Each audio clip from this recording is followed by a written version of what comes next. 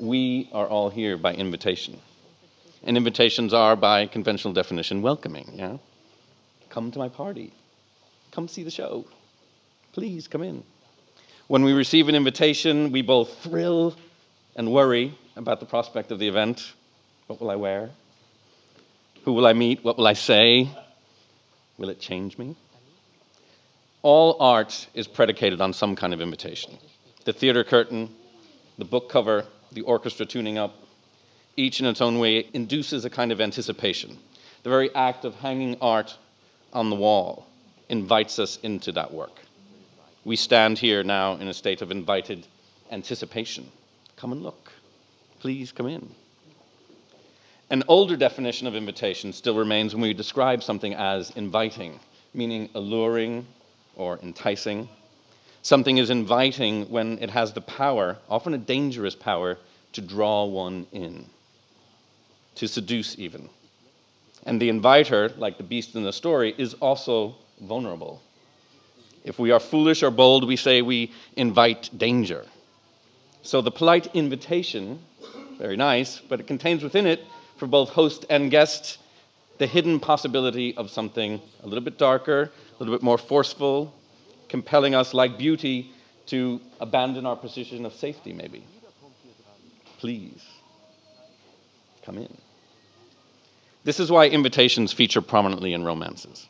Invitations are the beginning of courtship, the offering and accepting of invitations between Mr. Darcy and Elizabeth in Pride and Prejudice, or the prince and Cinderella in the tale, opening up the possibility, of course, of love-making.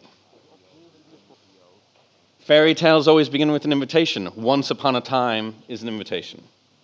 Those words invite us to relinquish our everyday time and enter a different, kind of unspecified time. And it's an invitation to submit our imaginations to something a little bit stranger, and the beauty of the imagined story world, which can unsettle us as much as it excites us. Like, who am I going to meet in this tale? What will they do and say? How am I going to react? Animals are always in fairy tales, devouring wolves, wise lions, metamorphosing frogs. They often know more than the human characters, or they embody hidden truths that the human characters cannot yet see. The animal's seeming polite invitation can be life-threatening, like the wolf in Little Red Riding Hood, or like the frog prince.